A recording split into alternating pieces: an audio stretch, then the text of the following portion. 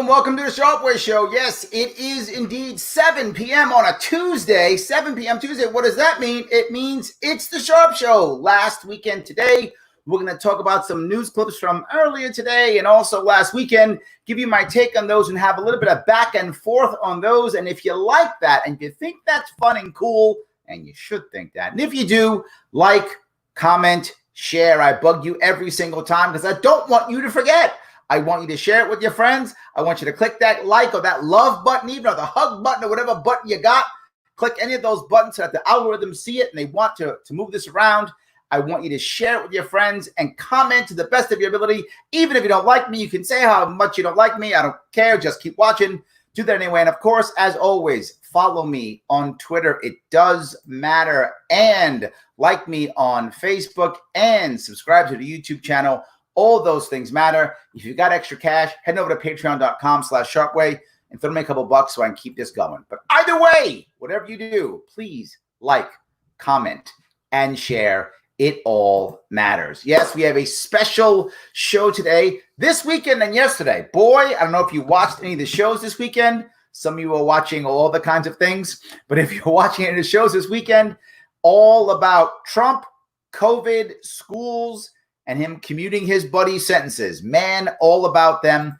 And also something funny, something very, it's very much partisan, as it always is. But this case, you see that even the news is just nowhere near trying to even not be partisan.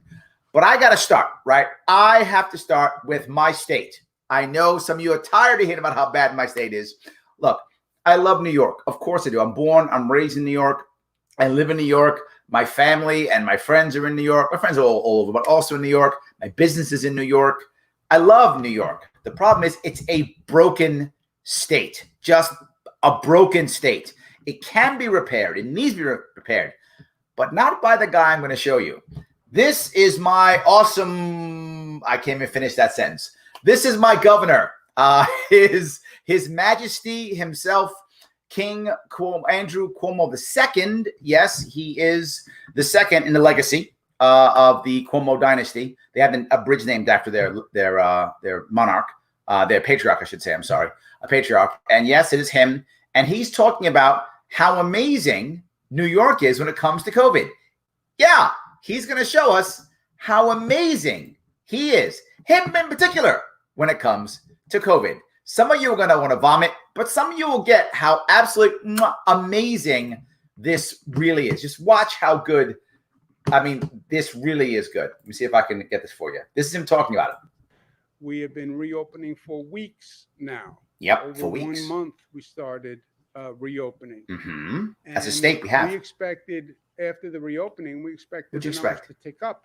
Oh, they expect the numbers to tick up once they open. Okay, thank you. The thing that I love is listening to him talk. He speaks to you like you're an idiot. He speaks to you like you don't know anything. And without him, you would just sit at home with your thumb in your mouth and not have an idea what's going on. See, we thought this simple thing. And he keeps going. They haven't picked up. They've actually gone down. Oh, look at that. So letting people out, they went down? Huh. Odd how that works. The opening strategy has worked. New York State Smart has worked. It's worked. And it shows that this nation can defeat COVID. Oh my God. So New York leads the way with this? Hold on. Tell me why. I'm concerned on why. Tell me. There was no reason to have these states on the increase. There was no reason to have the states on the increase. So when New York was getting its ass kicked by COVID, it's someone else's fault.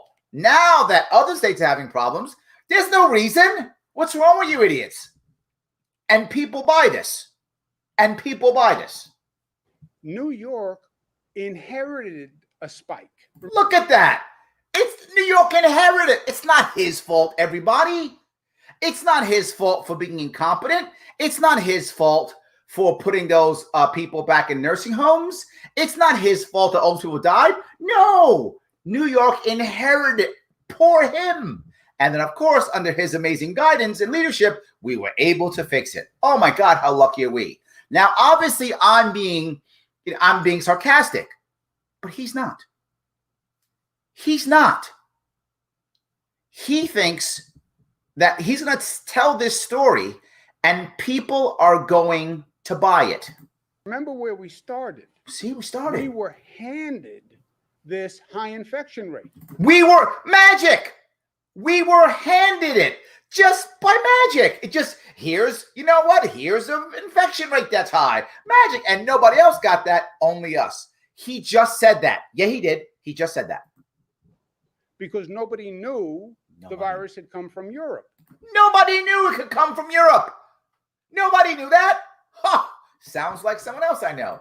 So we started with a high spike. Poor us. We had to get that spike down. Right. Everyone else. The other states didn't start with a spike. No. Those other chumpy states, those other states outside New York, you guys are all losers. We're the only cool people because we have His Majesty to guide us through the darkness. They just had to stop it from increasing. Nothing. And nothing. With all we did in New York and all we knew. Yeah, what all we knew. They were just blind to the reality. Blind. And again, I want to congratulate New Yorkers. Oh, and now I'm going to pander. So I'm going to say how awesome I am, and then I'm going to pander to the New Yorkers so they vote for me yet again, even though I'm a terrible governor. This is what he's going to do. This is what he's going to do. I wish this wasn't true, but you knew he had to come up with something. And this is what he comes up with. Who really stepped up to the plate, and they did what they had to do. And it was hard. They did as I ordered. My New Yorkers followed my orders as they should, as good peasants. And see, if you listen to your king, look what will happen. All hail His Majesty. Of course. Social distancing, closed businesses, closed schools, stay at home. It was hard. It was hard to destroy your livelihood and have everything collapse around you. Of course it was. But, you know, what are you going to do? But they did it. They did. We now get to the question of reopening schools. Yes. Now we have to open schools. Now, this is my other favorite one. I love the school piece. I love the school piece because, well, let me take some comments now if I could. The school piece is also good. This is also brilliant, how he goes to schools. He treats us all like we don't go to school. The way he speaks is horrible, but this is what's going to get him reelected if we don't do something about it. It's just going to. It is horrible. Hey, Ryan, I'm glad you're there. Yes. So amazing. They're investigating his handling of retirement homes. Yeah, but that'll go away, Lyndon. That will go away because his people will investigate. And he'll find that he was handed this thing by some horrible way. Yes, he was handed this. Note he said that. Like it's not his fault. The numbers around the country and the world show that the virus is going to do what it's going to do, regardless of government tyranny. I mean, action. Paul, yes.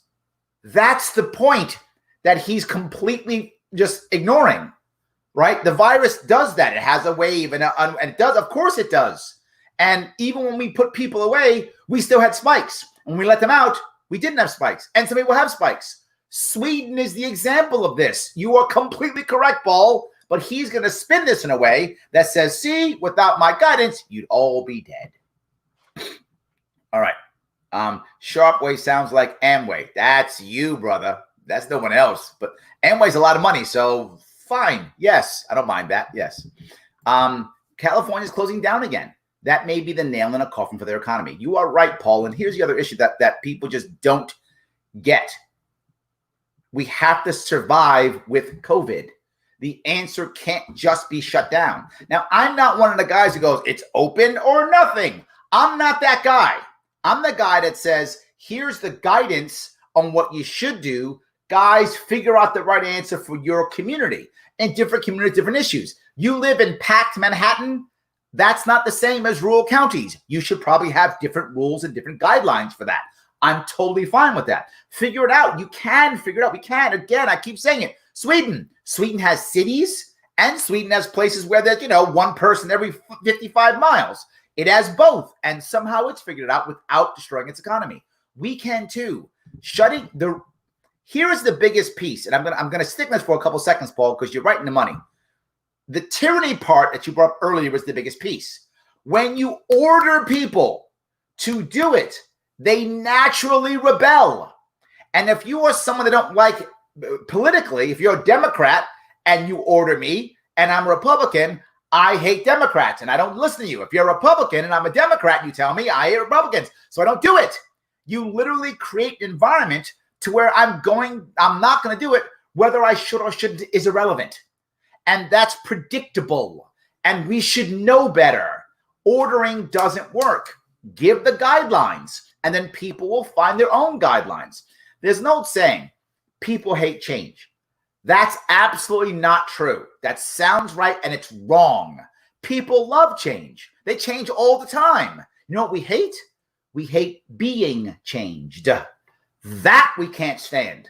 People hate being told that they must change. But you choosing to change your life, you do it all the time, right? If you happen to look on TV and find a cool show and you like it, you watch it, you love it. I go, you better watch that show. You're never watching that show. Why? Because you don't want to be forced. Paul, you're correct. This is a bad idea.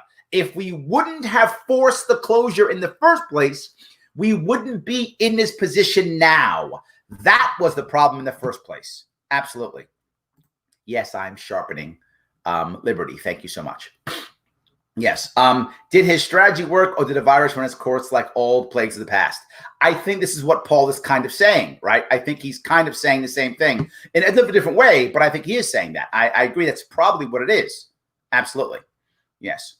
A revolt in New York State. If there's anyone left in the state in a couple of years, we're losing hundreds of thousands every year now. Oh my God, it's horrible. It's horrible. Yes. Yes, the prisoners did absolutely make him fabulous sanitizer. 100%. All right. So if I can, let me keep going. The part I do want to bring up, I do want to get to the school piece. The school piece is also really good. I'm going to move forward a little bit in the school piece. Well, he's going to talk like we're idiots here. There is a state formula that will determine if it is safe to reopen schools. Now, this part is important for you to understand psychologically, right?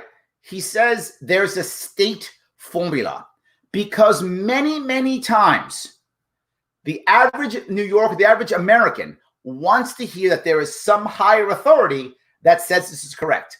So he calls it a state formula, almost like it's not his. Like it's just the formula, the magical formula that is by default correct. I talk about this often.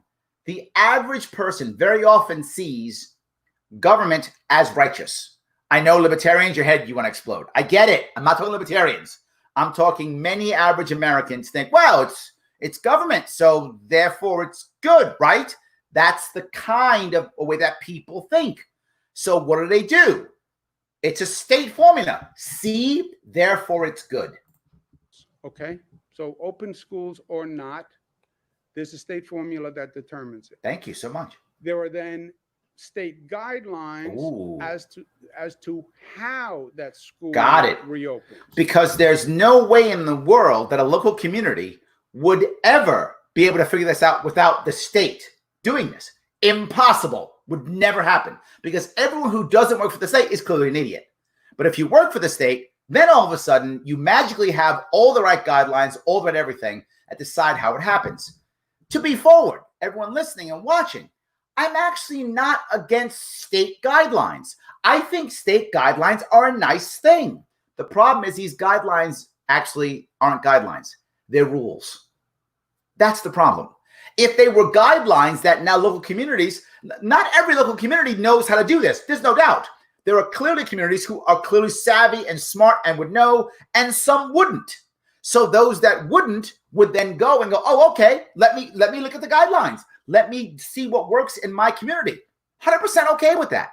I'm not okay with these being the rules, and that's what they are. Did you just use white coat syndrome? Look at you, Jason. Savvy, smart. For those of you who don't know, that is called the influence law of authority. Authority figures wearing white coats. You do things that aren't always good, or you don't always think.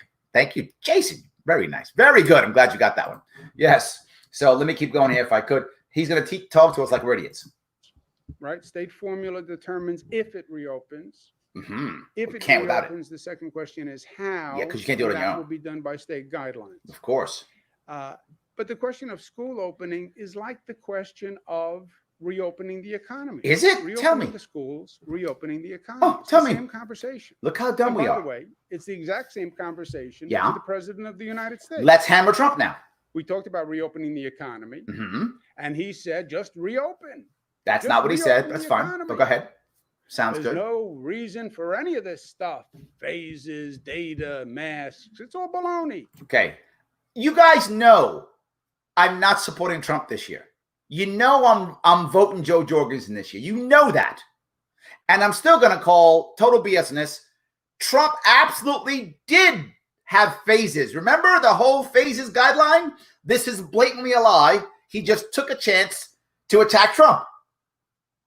Because that's what he does. Because he has to make sure everyone else is at fault. Never him ever. Nothing but bad. Nothing but everyone else is bad. He's good. I'm not a Trump fan. I'm voting Joe Jorgensen. So please don't tell me I'm supporting Trump. I'm supporting truth. Trump did have guidelines. That's what he just said's a lie. Just reopen. Yeah, we saw how well that worked. Go ask Florida and Texas and Arizona how well that worked. How did New York work? Who has more deaths? What does he say? Reopen the schools. Just open them up. Don't worry. I don't remember. Look, again, we're going to cover this in a minute. There's a couple of people who talked about this, right? There are people in the Trump group, the Trump team. No one in the Trump team. Again, I'm not defending Trump. Please don't get mad at me, you people who hate Trump. I'm not defending him. I'm just saying truth. No one in the Trump team said, oh, just open the schools. No one said that. They went, oh, we got to find ways, safety. They're all saying that. Nobody is saying just open the schools. Nobody is saying just open the economy. They're not saying that. Nobody's actually saying that. They're saying they have different ways and guidelines they want to use. That's great. To be forward, I'm against his rules and I'm against Trump's rules. If you want to have national guidelines, and if Trump wants to have national guidelines, again, I'm okay with national guidelines. I'm okay with state guidelines, not rules and regulations. I'm okay with the guidelines, and that's about it. There we go. And mandates leads to laws. Thank you very much. Absolutely. Yes, guidelines or rules like surcharge or taxes. They change the name. Yes, absolutely. This is my issue. I'm not good for either one of them, right? But again, if Trump wants to come up with guidelines, great. Cuomo guidelines, wonderful. But just guidelines, not regulations, not mandates, not rules. That's my problem. And now he's just lying. That's not beyond him at all, but now he's just lying. Yeah. He was wrong on the economic reopening. He's wrong on the schools reopening. Everybody wants to reopen the schools. I think that's true. People want to. The school. Well, actually, I don't, but fine. Everybody wants to reopen the schools. That's not true. I don't. It's not do we reopen or not. You reopen if it is safe to reopen. Oh, look how brilliant he is. You open if it's safe to reopen. Oh, thank you. You are. What would I do without you? Actually, I don't want to send my kids back to school. And maybe I'm the oddball, right? But I'm happy with my kids not going back to school again. I don't. I'll keep them home. I actually don't mind. I actually don't mind at all.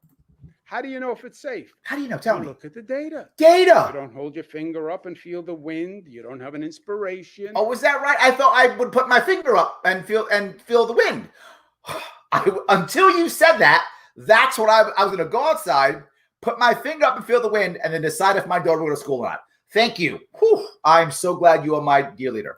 You don't have a dream. You don't have an emotion. Is that right? Look at the data. Look at the data. We test more. We have more data than... Because you screwed up so much that we have so many people who got it. So yeah, we have lots of data. Data means all the people who died, particularly about 43% of them in nursing homes that you sent them to. So now those people who are dead are called data. Okay? They're data now, not dead grandparents and parents. They're data. Okay, go ahead. In any state, look at the data. If you have the virus under control, reopen. Okay.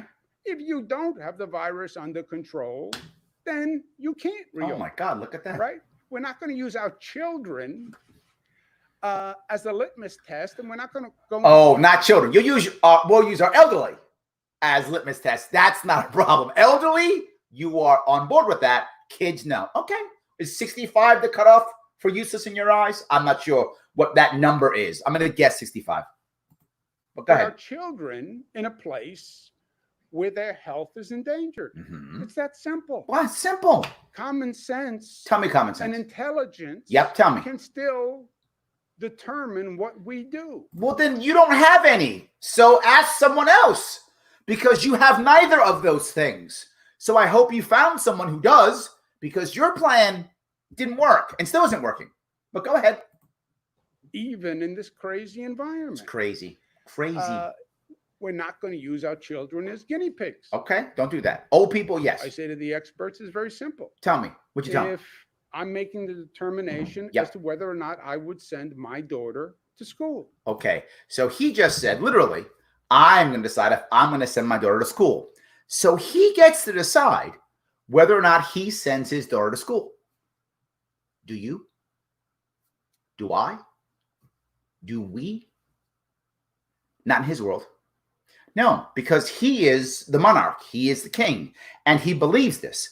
Look at with the aggression and the confidence that he says all these things. He believes every single piece. He is the one to do it. If it's safe, I'll send her. Oh, if it's not safe, I'm not going to send her. There we go. And you can determine that by science. Science. So the formula. Tell me the formula. Schools will reopen. Yeah. If that region is in phase 4. Okay. Go look down and read. Go ahead. The daily infection rate remains 5% or lower. Keep reading over a 14. See, he keeps his eyes going down because he actually doesn't know this. He doesn't know this. You saw me, if you watched me do my campaign for a year and a half, I took live calls. I took live interviews. I took live everything. No notes. Never looked down once. This guy's been governor 10 years, still reading from teleprompter. I'm doing this with no notes. I do this show every day, live, no notes. This guy's still reading from teleprompter. And it's 5% and 14-day average. Why? Because he has no clue. And he's acting so, I'm so sure of this stuff. How does he know? How does he know? He has no idea. This is a state formula, which means somebody said it was good because they've always been right in the past, right? They've always been right in the past. Day average. Okay. You're in phase 4 and you're under 5%. I'm right. Infection rate. That's it. Then I know. That means the virus is under control. That's it. That's how you can. That means it's safe to reopen. So that means your kids will not die. He'll guarantee it? Oh, no, I don't think so. That's a number he made up. And be clear, I'm not just saying that. That's a number he made up. And then the schools can proceed to reopen. Then they can open in that region. Look at that. He knows best. Exactly how you look at the state guidelines. Go ahead. Hold on. I'm sorry. Excuse me. I got to deal with my. I got to deal with my quick ad, if you don't mind. Sorry. This is YouTube. This determination will be made the first week in August. Now, this is the best part. He makes this the first week in August when he decides if he can do it or not. The first week in August. How are you going to plan whether you're going to work or not? How are you going to plan? And then he says, he moves on. I'll get done.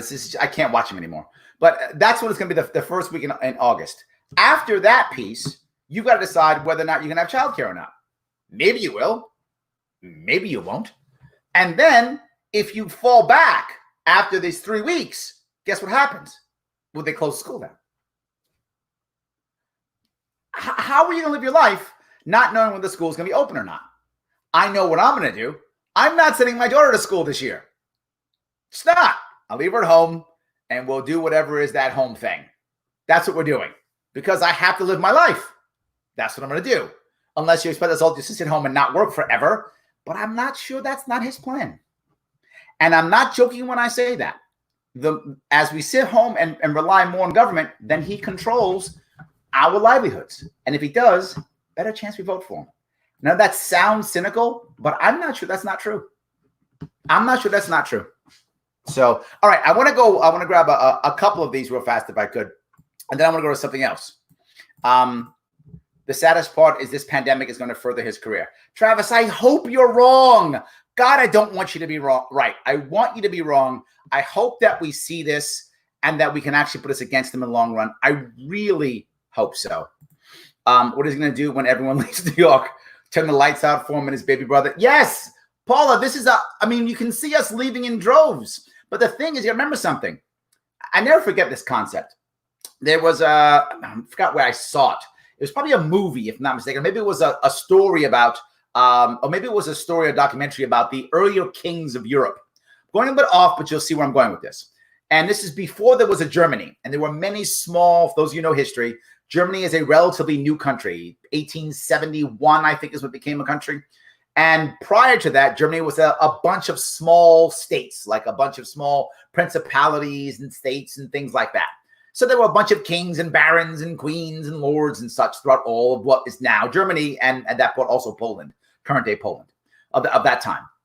So they're having a meeting of all the heads of state, all the kings and queens and such, and the lords and the barons. And there's one, lord of a very small state. I don't remember the state, but there's only several thousand people in this small state or principality. And they're kind of teasing him, going, ha, ha, ha, you're a baron of so few people. And he's like, yeah, but I'm royalty. I may be in a small state, but I'm still the king of that small state. I think that's how, Paula, how he thinks. So my state doesn't have 18 million. It has 16 million, 14 million, 12 million. I decimate the state. I'm still governor. I'm still a king of a state. I'm still in charge. I'm still the boss. It doesn't matter if I turn myself literally into a slumlord. So what? My slum. So Paula, I think that's how he actually thinks. Many of the people who are leaving are people who would never vote for him. So he's basically, his competition is walking out the door. They're voting with their feet. That's what's actually happening. I don't think he's unhappy about this. I mean this seriously. I mean, it may sound horrible, but I think he doesn't care. To be forward for him, right? If you're him, if you're Governor Cuomo, why do you care if a bunch of people who don't like you leave? Good. It ensures he wins again. So of course he doesn't mind. I get it. It's horrible, but I think also true. Yes, Captain Obvious. Thank you so much. I appreciate that. Yes, absolutely. Yeah, teach kids to wash their hands properly. That's one of the things, right? It wasn't just like 2 or 3 things they were talking about. In fact, you know what? I'm gonna cover that piece right now if I could. He actually talked. I'm gonna go now if I could to. This is Fox News Sunday. I'm just gonna bring up the beginnings of this because it shows you exactly what was happening and how it's actually happening. It should give you some good insights of what people are really talking about right now. Let me grab some of these if I can. Hold on. So what does Governor Cuomo do the first time he babysits my daughter and she Warriors gets kicked in the nuts? That would be impressive, actually. Let's kind of hope that happens. All right. Yes, his mouth is wide open. I will fix that right now. And hello again from Fox News in Washington. In the face of falling poll numbers and rising coronavirus cases, President Trump is doubling down on his push to reopen the country. Now, this is true, right? Trump's poll numbers are going down. That's a fact. They are going down. I know people love Trump. Trump polls don't matter. Here's what you're going to realize. If you're not a Trump supporter, life's good for you because the Trump poll numbers are going down. If you are a Trump supporter, you should be worried. And some of you can be mad at me when I say it, but if you're a Trump supporter, you should be worried. Do you really think that how bad the pollsters were 4 years ago, you think they haven't gotten better? Do you think they haven't figured out their errors and fixed them? The polling industry is a multi-billion-dollar industry. They're not going under. They screwed up in 2016. They weren't clear in what they were trying to say, what they were doing. They fixed it. The polls now are going to be better. They may not be perfect still. I'm not saying that, but they are better. I trust them a whole lot more this time. They learned their lesson. If we stop putting money into polling, that's a multi-billion-dollar industry. People use it for all kind of stuff. They're going to get better. If you're a Trump supporter, don't sit on your laurels. You're going to lose if you sit on your laurels. And that means increased pressure on schools to bring students back for in-person learning this fall. Now, why did he say those two things together? And this is the most critical piece.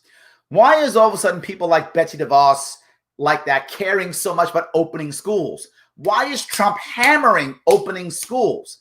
And he first talked about opening the economy. Because this is the reality of what most schooling is for most people in America. And it's going to sound horrible, but you know it's true. It's free daycare. That's what it is for so many families. They can't afford daycare. They can't keep somebody home, right? They can't keep one parent home or one spouse home because they got to make money because they're broke, because our economy is the way it is. So they can't do it. So they've got to get a kid to stay in school all day. They can't afford to homeschool. Now, I don't care. We're homeschooling now anyway, so I don't really care. But I'm just saying that's me. And that doesn't mean that what's right for me is right for everybody else. And not just that, if I've been taught for decades that what the government does is give my kids childcare for X number of hours every day once they get into school, that's what I've grown my life up believing. That's what I've created my lifestyle for. That's what I've assumed the entire time. And now that goes away. That's a culture shock for Americans. That's going to be tough for us to handle. And if you're the president now, you want normalcy. You want us to get back to what we know, right? I mean, Trump's whole thing is make America great again, right? So we can't do that if we can't go to work.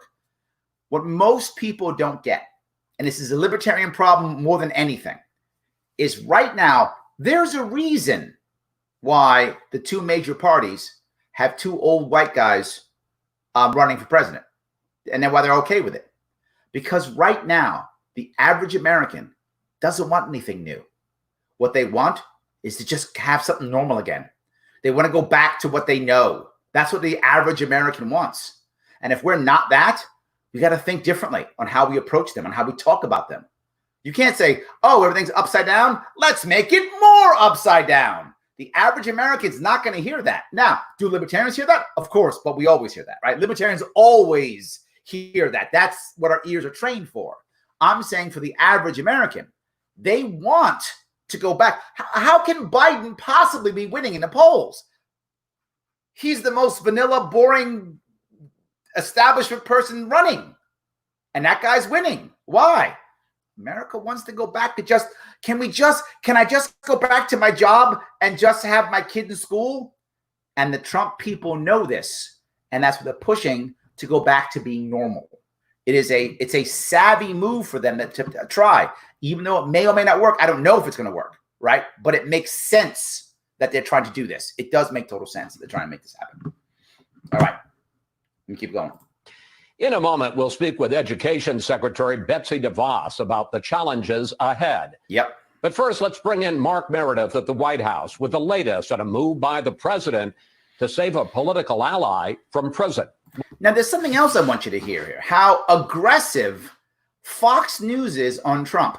Now, this is actually Fox News Sunday, so it's a little bit different, right, than the standard Fox News. But they're aggressive. That's not normal for them.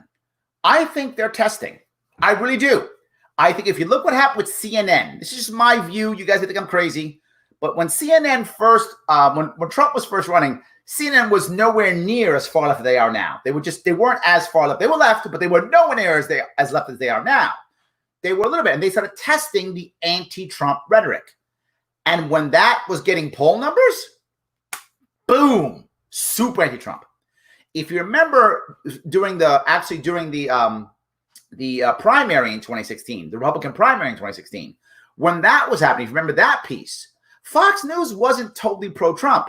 They were kind of, but no, but maybe. They weren't sure. And they were a little bit, they were still pro-Republican, but they were still thinking maybe Jeb Bush would win or Marco Rubio would win or something like that. They weren't sure who was going to win in 2016 during the actual primary. Maybe, who knows, they thought was going to win, right? And then they became a bit anti-Trump. Remember that? There was about a month or so when they were anti-Trump. And then Trump was hammering back, calling them all fake news and hammering them, boom, boom, boom. And Fox said, all right, this works. We're going to keep. I think right now in these next couple of weeks, you're going to see Fox News push back against Trump and see what happens. They're going to push back and they're going to see what happens. If Trump is still popular and if people still stay behind him and the ratings stay up and the ratings are going to go down, people start complaining, they can go back to being pro-Trump. If not, they're going to start thinking, what's next? What's the next? Who's the next person? Because actually in this show, in that right here, they actually talk about who the next person is. And it's that guy from Maryland. It's that governor from Maryland, Republican governor. I forgot his name. He's got a great first name, Larry.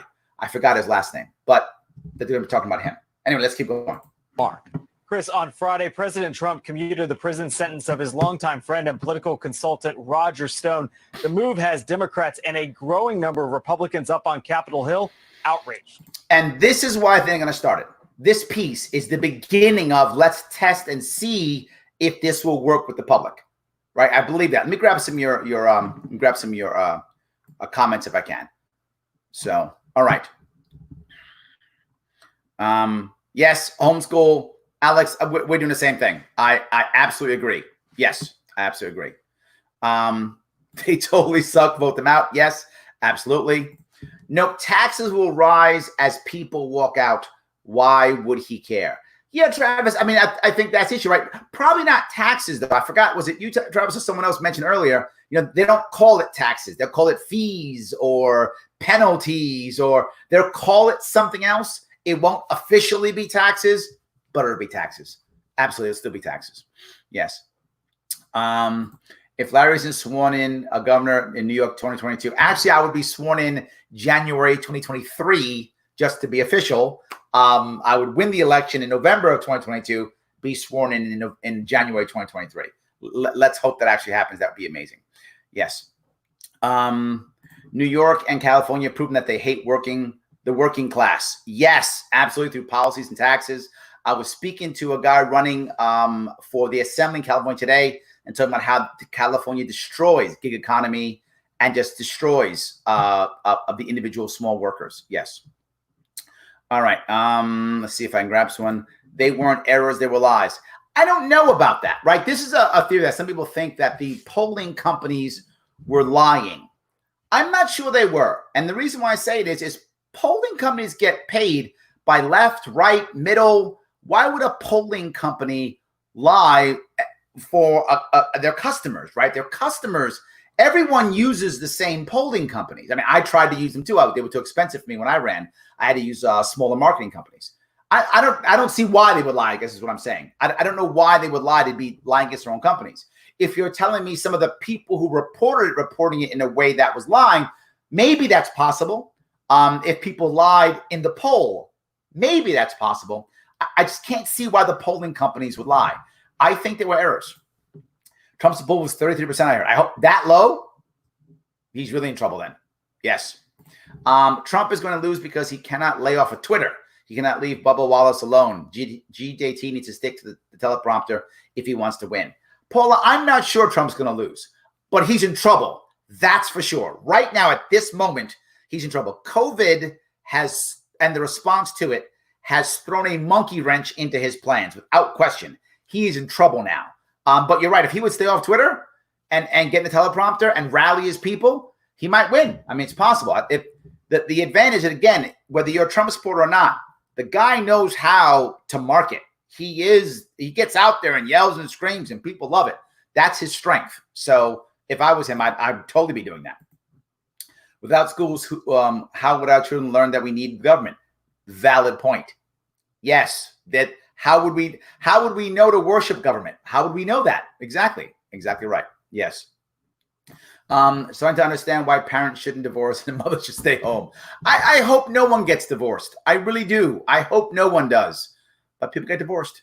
They do. I know. I hope no one does. Yes. Well, that's a big shock to me, Larry, but I'm a junior in high school, and you're right, school is daycare. Yeah, for a lot of people it is. It just is. Absolutely. Yeah. I agree, but man, I want something new. Paul, I think a lot of us do. I think the average American doesn't, but I think most of us do. If you look at what most Americans are doing right now, they're falling back into their old ways of, I just want to go back to what's normal. That's what they're hoping. I think many people are hoping that. We have to make a very special way of finding value. Not that it's impossible.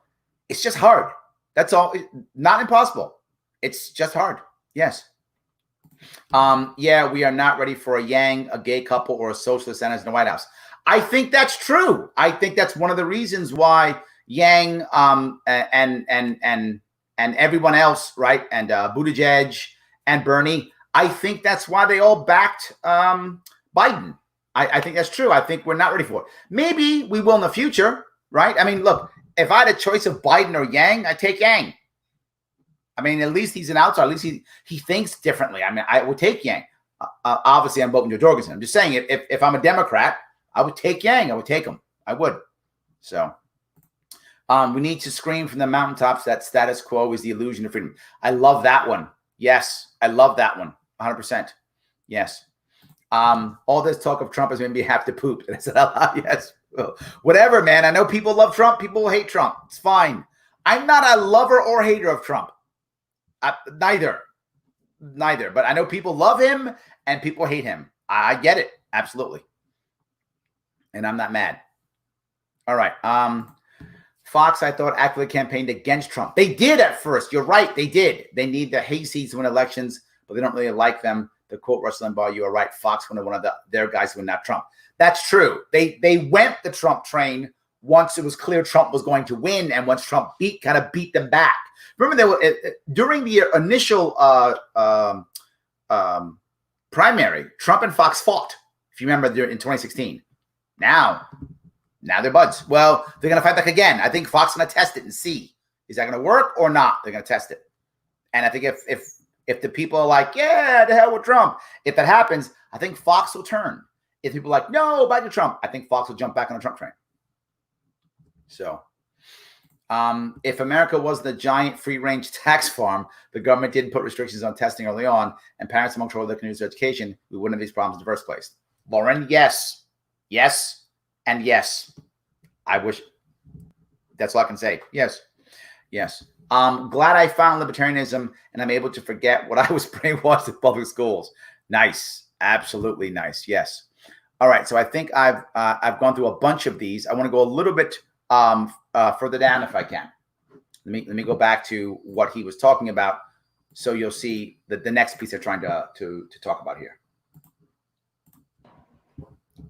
Roger Stone was not treated properly. 67-year-old Roger Stone was supposed to go to prison this week after being convicted of witness tampering and lying to Congress. But he did not. Instead, he walked away. He'll remain a free man after President Trump commuted his 40-month sentence. Now, the reason why this matters, do I actually care if Roger Stone goes to jail?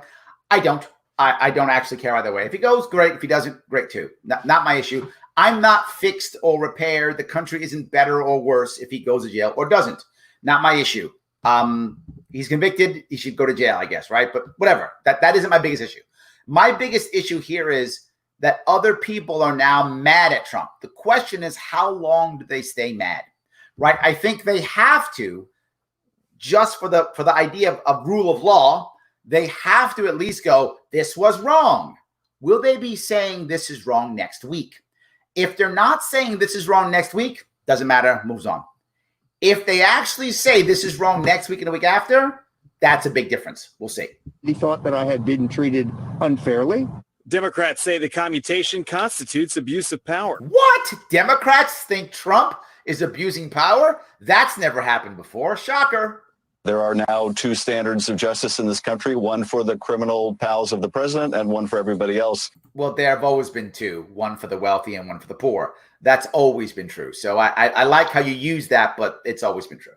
Republican Senator Mitt Romney was equally outraged, tweeting unprecedented, historic corruption. GOP Senator Pat Toomey called it a mistake. Yep. The president seemed These things we have to look. If you see this happening again a week or two from now, it's a problem. Fazed by the criticism during a visit to Walter Reed Medical Center last night, cameras captured the president wearing a blue face mask stamped with the presidential seal. Now he's wearing the photo seal. Came as the White House continues to aggressively push for America's schools to reopen this fall. So we're very much going to put pressure on this part. I hate governors and everybody else to open the schools. But some fear reopening with the part that I don't like about this is not that he wants the schools open. Again, I don't actually mind if he wants schools open. That's awesome. But here's the problem. He's now talking about not giving federal funds to schools. Not that I don't want that to happen. My problem is that shouldn't be a problem. We shouldn't be beholden to the federal government at the local level in the first place. We shouldn't. We should be able to open our schools if we want to or not. The president should have no power over this at all, except, again, guidelines. The federal government believes you should do X, Y, and Z. Locally, good luck. Pick it up if you think appropriate or don't.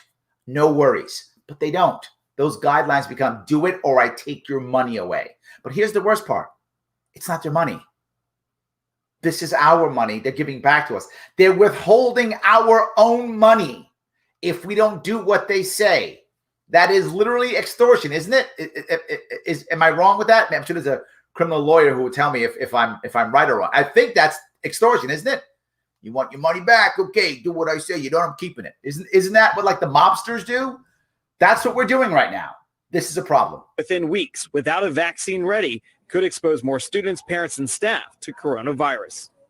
The president's campaign scrubbed a rally in New Hampshire last night, claiming bad weather, not the virus, forced the postponement. Yep. However, the weather up in Portsmouth was fine yesterday, and it's unclear, Chris, when that rally may be rescheduled. This is my piece I'm bringing, right? You're finding Fox being a little bit aggressive. It's not heavily aggressive, but a little bit aggressive. We'll see what happens in a couple of weeks. That's really, it's really what we have to be looking for. What's going to be happening in the next couple of weeks? All right, let me grab a couple more if I can here. How do you feel about Joe endorsing Black Lives Marxist? That's not true, Paul. Don't say that. She didn't endorse Black Lives Marxist. Not true. She used bad phrasing. That's what I would say. She used bad. I covered it last night. People asked about it last night. I spent about the first 40 minutes talking about it. She used bad phrasing, and it's not enough, in my view, for me not to support her. That's to my view. If you think that she really is a closet Marxist, if you really believe that, I hope you don't believe that. But if you believe that, you shouldn't vote for her if you believe she's a closet Marxist. I absolutely, positively do not believe in any way, shape, or form that she is closeted or anything else Marxist. One of her favorite authors is Ayn Rand. Very few Marxists think Ayn Rand has much value. So no, I do not think she's that at all. It was an error in messaging. That I would agree with. She's trying to say the movement is separate from the organization. I do not support the organization. I hardly ever talk about Black Lives Matter ever, but I absolutely believe that we have to try to have equality and fairness for everybody, 100%. I hope I answered your question at least. So, yes, she did endorse them. Thank you, Jonathan. She didn't. Yes. And I did cover this yesterday. Thank you. Yes, absolutely. Do you think the COVID is a hoax? I feel the same people who would have died even if we didn't have COVID, if the difference would be their death wouldn't be tracked. I don't think it's a hoax. I do think it's been blown out of proportion, that I believe. As most people, a lot of people will come to me and get upset at me if I don't believe in what they call a conspiracy theory. I rarely believe conspiracy theories for a very simple reason. I just don't think that groups are that good, particularly large groups and governments are that good at creating these things without there being leaks and everyone figuring things out. Just don't think it's possible. Do I think people prepare for crises that pop up and then act out in the way they planned? Yes. I think people do take advantage of a crisis with a plan they had. I don't think they planned the crisis, if that makes any sense. I know it's kind of a nuance, but I think people do go, okay, when there's a crisis, we'll do this. Here's the plan for when there's a crisis. Crisis hits, which they did not create or anything like that. Oh, okay. Now implement our plan. I think that happens often. What's that saying from Rahm Emanuel? Never let a good crisis go to waste. I think that's accurate. I do not think COVID is a hoax. I think it's real. I think a lot of people are dying from COVID specifically. I think it is absolutely real. I just don't think it's as bad as they have made it seem. That I think they have blown out of proportion. But it absolutely is bad. It does kill people. People die from it, particularly the elderly, particularly them. So it is real. I don't think it's a hoax at all. Did people take advantage of it? 100% yes, without question. Did people use it to push their agendas? Absolutely 100%. Did people blow it out of proportion to get extra ratings or popularity? Absolutely 100% that did happen. So I hope that was clear. All right, let me grab a couple more if I can. I did cover that. Okay. I did cover that part already. Sorry. Okay. Did you hear that LA teachers are demanding charter schools get banned before they return to work? I didn't hear that. Again, that goes back to my point. People taking advantage of this. I wouldn't want to ban charter schools. I wouldn't want to ban right now at this point. If I'm the governor of a state, I don't want to ban any schools. What I want to do now is take the opportunity to reboot education, which might include charter schools. It might not include charter schools, but I wouldn't want to ban anything. I'd want to reboot. Right now I can reboot. Think about this. You've got a chance right now to reboot education. Why wouldn't you? That's really the answer right now. Why would I want to stop banning stuff? And now if I ban charter schools, I'm going to force all the kids into standardized public schools. I'm going to reward bad behavior. I'm going to reward teachers by putting me over a barrel and extorting me. I'm going to go, yeah, you blackmail me. And yes, no, it's a terrible idea. Not that they should get rid of charter schools in LA. I actually don't know how good or how bad the charter schools are in LA. I don't know whether they should or shouldn't. I know they shouldn't because of this. I want to be clear on that. Because of this, they should not. They should do it because they want to reboot their education and make it work. And if charter schools aren't working, okay, get rid of them. I got it. But for this reason, it's the wrong reason to do that. Yes. All right. Would this overturn the plea on the charges filed against Stone? I don't believe so. He actually is convicted. He's a felon. It just says his sentence is commuted. And what does that mean is he will not have to serve any more of his sentence. Now, usually when your sentence is commuted, you are already in prison, right? So you say you were charged with something and you were convicted and you get 25 years as an example. After 5 years, the president goes, it's too much. Commute your sentence. You do your 5 years and you get out. That's what usually happens, right? But the issue is, in this case, he didn't go to jail yet. He was supposed to go the next day. So he commuted a sentence before he went to prison. So Roger Stone never went to prison. So, yeah, he's still a convicted felon. He's still going to appeal. And if he wins his appeal, that would overturn everything. If he wins his appeal. If he doesn't win his appeal, then he stays a convicted felon. He just doesn't do any jail time. That's what it is.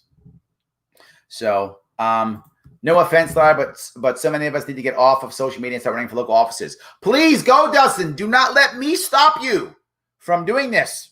You go on with your bad self. Go off and run and be awesome. Trump supporters are blind to all of this. I'm not sure they are, right? You got to remember something. What happened in 2016, for most people, most people don't understand this. The average person who voted for Trump or for Hillary didn't actually love Trump or Hillary. The average person didn't. There were people who think Hillary's the greatest thing in the world and loved her. People thought Trump was the greatest thing in the world and loved him. Those people existed. But a bunch of people voted because they just didn't like the other, right? They just hated Hillary, so they voted Trump. Or they hated Trump, so they voted Hillary. That was what a lot of people did in 2016. Well, now once you do that, each side now attacks the other, right? So if you're a Hillary, if you supported Hillary because you hated Trump, the Trump supporters, you're a socialist, you're a liberal libtard. Well, they get upset and angry, and they now double down on being left. And now they validate their behavior. Now they love Biden or Democrats or hate Trump even more. They do that. Well, now the same on the Trump side. A bunch of people voted for Trump because they hated Hillary, not because they love Trump. But then the left said, oh, you're all racist and terrible people, blah, blah. Same attacks back and forth. So those people now validated their vote for Trump, going, yeah, well, Trump is a good guy and he is great. And you guys do suck. So our fights that we had after 2016 made people double down when they weren't that dedicated. If you were to talk to people in 2016, a lot of people were voting for Trump or Hillary because they hated the other, not because they actually loved Trump or loved Hillary. Now, there's a lot of people who love Trump and a lot of people who hate Trump, a whole lot. So that's my view. I don't think they're blind necessarily. Yes. All right. To quote Gary Johnson, Joe Jorgensen's tweet was an Aleppo moment. Yeah, I guess so. But the same issue, though, right? Aleppo wasn't the reason for me to not support Gary Johnson. I still love Gary. I wish he was president now. Right? Not at all. So, yes. See if I can keep going down here. Mr. Sharpe, you're spot on. Thank you so much. All good. All righty. Okay. Let's see if I can keep going here. Grab a couple more and open the debates to third parties, no matter what the polls say about third parties. I would love that. I hope that's true. All right. I'm going to go to a different one if I can. The issue here that we found is, I just want to quickly show you something how Betsy Devos really, he's really being negative towards her. And this is what I mean by seeing how Fox News is working. They're being negative. The guidelines are also that. Yeah. So let's go through specifically what the CDC is calling for. They say, wash your hands regularly, stay 6 feet apart, and wear a mask. Is that tough, expensive, and impractical, Secretary? This is what I was talking about earlier. Cuomo was going, there's no guidelines, just open up. No, there were government guidelines. And here's my point. Again, I can't stop saying this because it matters. If you're telling me that the government is going to give us guidelines that we should, not are required to, not must, but should follow, good. Give it to us. Happy to have them. Thank you, government, for these cool guidelines that I can look at and review and decide if it makes sense for my local community. Happy to have it. Thank you so much. Well, these seem to be measures that we're taking pretty much everywhere else in life, and they're common sense approaches. And as Dr. Redfield has noted, the guidelines are also that, guidelines. This part's okay, right? This is the part I'm okay with. But he keeps fighting her. The guidelines were tough, expensive, and impractical. I want to look at some of the other CDC guidance. They talked about putting up shielding in places where 6 feet of distance is not possible. Plastic shielding. They talked about staggered drop-offs and pickups. Now, this is the part that's tough here in New York City. In New York City, they're talking about doing things like Monday, Wednesday, Friday, and Tuesday, Thursday. How in the world are you going to do this? How are you going to work? You going to tell your boss? Are you going to tell your boss, you know what? I'm only going to come to work on Monday, Wednesday, and Friday. I'm only going to come to work on Tuesday and Thursday. Is that what you're going to tell your boss? How are you going to get a job? With the lack of jobs, you are by default putting people who have children at a massive disadvantage. But I'm not sure that they're unhappy with this. I think a lot of people are deciding that, you know what? Let it fail. Look at what's happening in California and New York. We are telling them literally, you can't go to work full time. You've got to go to work at this time or that time in schools, or at this time or at that time. And on top of it, you have local laws. I don't know if you have it in your state, but in my state, New York State, New York City, they won't let your kid walk home unless they're like 12 or 13 years old. So you have to go find someone to pick up your kid, or you have to keep your kid in school through the after-school program so you get to have a daycare. What if I don't want my kid in government daycare all day? I guess I got to not work. I mean, there's so many. And what if I don't make it to school? They're going to come after me now? Truancy? And on top of that, we're going to have to change how you work, right? We're going to change Monday, Wednesday, Friday, Tuesday, Thursday. If you've seen the new rules in New York City and New York State, for those who don't know, probably in your state too, it's now against the law for employers to change a worker to change their schedule if it's not 2 weeks out, because it's hardship on them. Well, then how are you going to fill your work schedule when someone's got a Monday, Wednesday, Friday? How can they be flexible? They can't be flexible because the law won't allow them to. Not just that, with the new laws in California, it's that AB 5 law where everybody now is considered an employee, destroying the gig economy, destroying the part-time contractor. How can you fill the holes of a Monday, Wednesday, Thursday, staggered this, staggered that with COVID? You can't fill the holes in the business. Businesses are already struggling because of the government response to COVID, and now the opening is staggered, so that's going to break up business. And now the laws that just passed last year to help crush small businesses are going to devastate them even more. How are you going to be able to open up as a small business when I don't even know when people are going to be in? What am I going to run everything myself? Impossible. And you're going to wonder why people aren't going to hire people. It's just really bad. All right, I'm sorry. I yapped away just because I was upset about this. It was really, I was really a bit unhappy about this. All right, I'm going to go to one more piece if I could. This is another piece.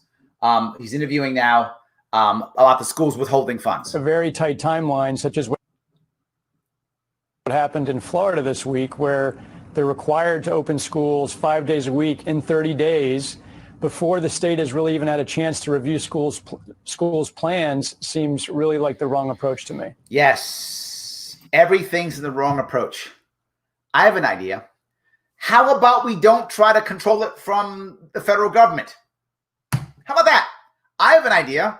How about it shouldn't matter what the Trump administration wants? How about instead we give the guidelines and we walk away? Now, people keep saying, but Larry, it's horrible. It's so bad. Look at what happened in Texas, Florida. I'll go back to what I said earlier. The reason why it failed so badly is because we locked everybody away in the first place. The country no one's talking about. Sweden. Sweden's having the same low responses that Germany's having. The same low responses that many countries are having. Now, Germany was a bit more aggressive. Sweden wasn't aggressive. Still, somehow, it's about the same.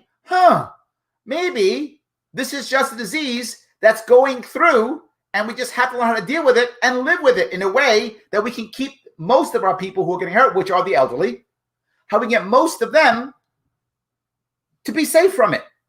The Swedes made the same error we made, by the way, the nursing homes. Same error we made, but they learned and said, don't do that again. Now they have an idea how to make this thing work. It's a terrible idea. But the one piece I want to bring up here that does matter here, if I can keep going, is a very important piece here. Let's step back from schools and look at this whole resurgence of the virus in new parts of the country, especially along the Sun Belt. I want to put up a graph of this is an important piece the to look wave at. of cases. At the height of the pandemic this spring, we recorded, this is at the height, 36,000 new cases in a single day. Big number. On Friday, I get it. We saw huge number on Friday. 68,000 new cases in a single day. And I want you to take a look. They're screaming at cases. This is the piece I want you to look at. They're screaming about cases, and it does matter. Of course it does. Getting infected matters absolutely. It's important. We're also testing a whole lot more. The reason why the cases are popping up. But I want you to look at the red number here. The red number are deaths. As the cases shoot up, the deaths aren't shooting up. They're going up a little bit, but they're not shooting up. That's an important thing to know, right? The cases are shooting up. The deaths aren't shooting up. What you keep finding is they say, well, this one kid who was 11 died, or whatever the number is. True. Sometimes the young die. They do. But the issue is, without question, the elderly are affected far worse. People with pre-existing conditions are affected far worse. Extra cases doesn't necessarily mean extra deaths. Doesn't necessarily mean that.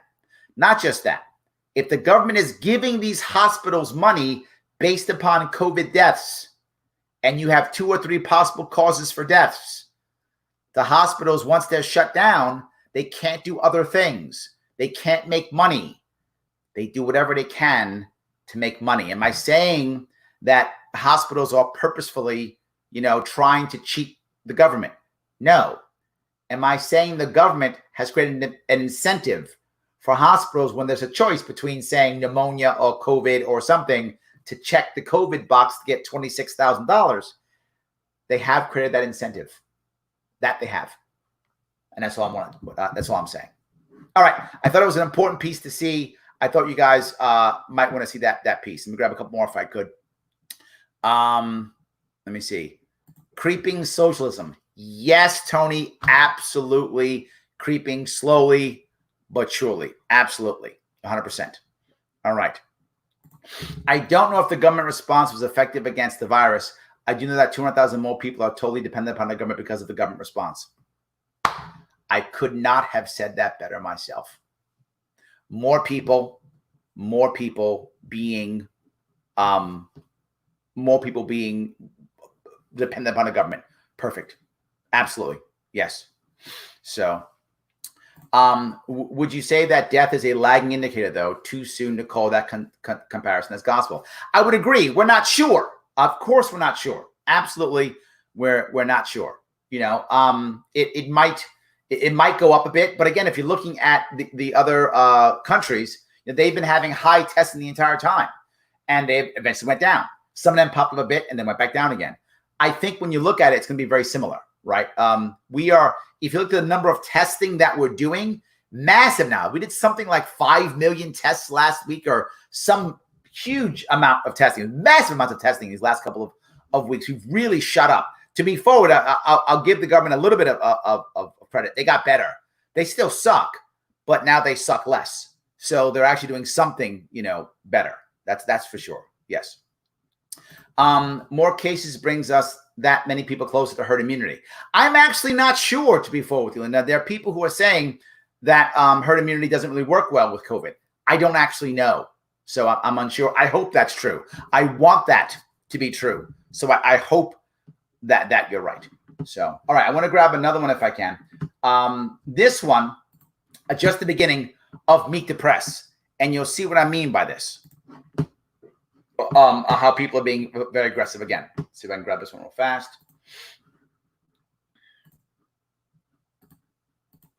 This one's Meet the Press. This Sunday, surges, shortages in schools. We don't have a national plan. We don't have a national strategy. COVID-19 cases exploding with shortages of beds. Frankly, we're running out of room.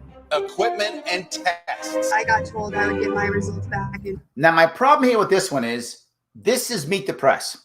Meet the Press is supposed to be neutral. I know some of you are laughing. It's supposed to be neutral. And if you hear Chuck Todd talk, this is just the world is ending, Trump sucks. The world is ending, Trump sucks. That's what case is shooting up. He doesn't mention the death rate at all. Everything is a shortage of everything. But then he talks later to the guy who's in charge of it, who says, no, there's not a shortage.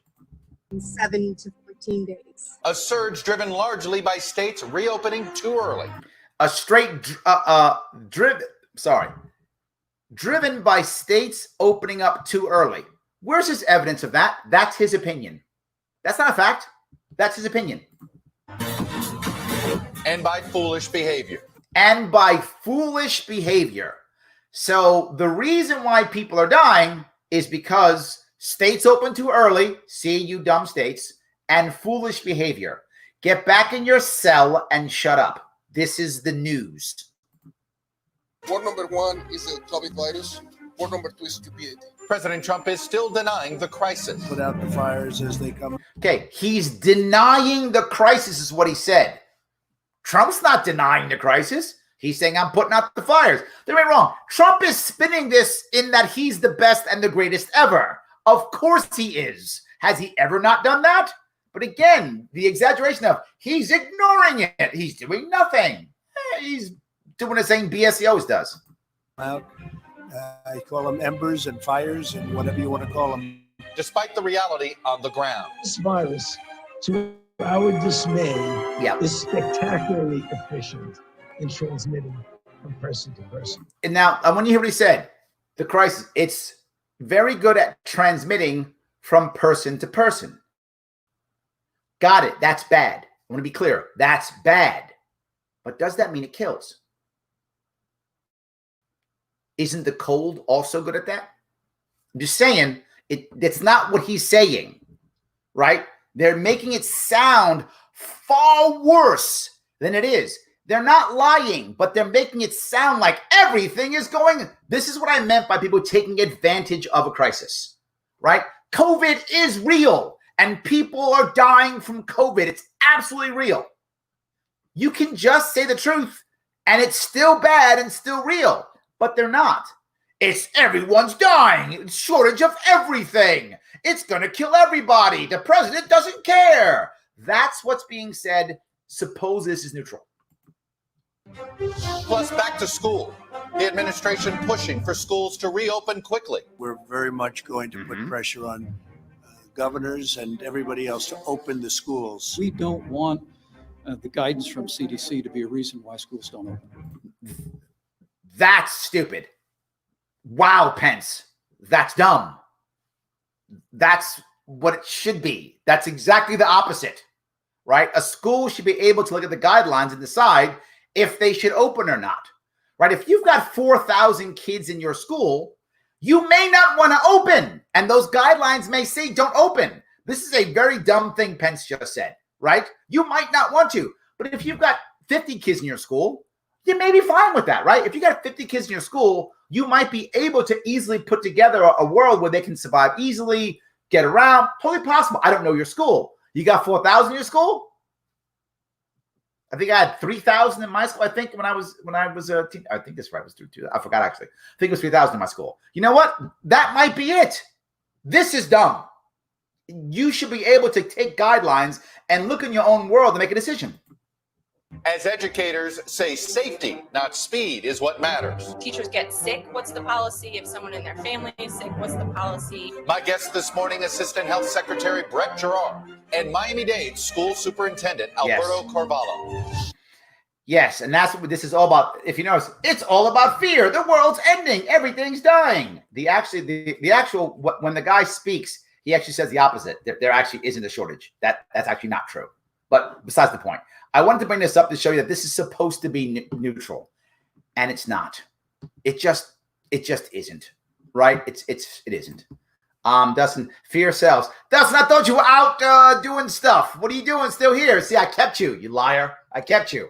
Fear sells. 9/11 made us beg government to keep us safe if we trade in some liberties. Now COVID has us looking to the government again. Yes. Every single time. Dustin, I'm glad you didn't leave. Every single time that there's a tragedy, government steps in and says, let me help. Now, in theory, I'm not against government helping in theory. I want to be very clear. There's a difference, right? In theory, I don't mind them coming and saying, here's some help and let me walk away. But what I would prefer is the government would just be one thing. Again, a lot of libertarians hate when I say this, but I'm just being forward. Americans still to this day look to government as a centralized hub or as something that's authoritative or has value. I get that. So how about instead of making them actually the people doing the stuff, you could make them as a facilitator, right? If say New York is struggling, you could use the state government or federal government as the 911 number, basically, as people funnel through that to go assist on their own through the people volunteering, through groups and nonprofits. That would be a fine way of doing things. I would accept that as a transition. But once the government comes in, there's always two things. One, strings attached, guaranteed every time. And number two, they never go away. And when you add government, you by default remove community. That's how it works. And now we don't rely on our community anymore. We stop. We rely on government only. That's what drives me crazy. We rely on government only. The number one piece, what I want us to realize is community. When anyone has a problem, I don't care what your problem is, COVID, financial problem, mental problem, social problem, marriage problem, medical problem, whatever your problem is, addiction problem, any problem you possibly can have, the first thing you need, the number one thing that will get you to where you want to go is not a government program. It's someone who cares. Number one, once you get someone who cares, that person, now together you go, all right, now how do we fix this? What do you need? How can we get you to where you need to go? You have to have someone who cares first. Government can't care. Government can check a box. It can check a box. It's very good at that, pushing paper and checking boxes. That it will do well. Checks boxes. There you go. Have a nice day. Good luck. How many times do people in government go, can't help you. You've got to fill this box or the check box. This has to be correct. Nonprofits, they go out of their way to help. Why does the average person get a government job? The average person. It's a good job. That's not a knock on government workers. It's how it works. I get it. Most people get a government job because it's a good job. Why not? Good job. Why does the average person work for a nonprofit? Because they care. It's a fact. I'm not making this up. You know it. You all know it. That's generally true. There are, of course, are exceptions. Some people who are really asses who work in nonprofits, the people who absolutely care tremendously who work for government. But that's not the average. The average person says, oh, good job. I'll do my job. Government, awesome. Good job. Nonprofit, because I care. Why wouldn't I want to encourage nonprofit? Why wouldn't I want to encourage community? Why wouldn't I want to do my damnness to make sure community is there to assist? We don't do that. And exactly, I went a little long, Dustin, but it's really what you're talking about. Government takes advantage. Now is my time to make you, more reliant upon me. Now is my time to destroy community. And that's what's happening now. We're destroying community. It's not good for us at all. It just isn't. I think, Larry, you once said on the Rogan podcast that the biggest argument against libertarianism is fear. It often is fear. Fear. People who are afraid make bad decisions. And people get mad at me. Libertarians get mad at me when I go, if you do that, people are going to be afraid. Well, they should be afraid. No, they shouldn't. That is a terrible idea. And libertarians tell me all the time, I'm wrong. Be bold and make them scared. They should be afraid. No, when they're afraid to do bad things, right? People who are afraid make bad decisions. They vote and destroy our rights constantly. Think about how once they decided to put us all away, we just sat in our homes. Why? We were afraid. Yeah, people are afraid. Allow 9/11 to turn us into a police state. Fear is a bad idea. This is a terrible idea. Absolutely. Larry's my favorite. Listen to him talk all day. Thank you, my friend. I appreciate that. Thank you. Very good. Thank you. All right. Let's see if I can keep going here. Lifetime employment. Yeah, I think some people do want that. Yes. I'm all for teachers and the tremendous job they do. I'm a healthcare worker that's been working every single day, and I teachers are essential too. Time to get back to the classroom, folks. Look, I agree, right? When I hear people say that they're medical personnel, that's when I go, thank you for your service, right? I completely agree. My point, Colleen, about teachers, and then you hear me say this all the time. It is so backward. It drives me crazy. It's so backward. Government forces teachers to get all types of credentials and experience and education and degrees, punishes them into doing these things and all this stuff. Then they get in a classroom and don't let them teach. And then administrators tell them everything they have to do. Boom, boom, boom, boom, boom. Every single time, administrators tell the teachers what to do. And my point is, then why do you have these teachers jump through all these hoops, do all this work to be great teachers, and you won't let them teach? If you're going to make them do everything by the book from an administrator, just hire high school grads. Why make them do that? Hire high school grads then. My entire plan when I was running for governor was to let teachers be teachers.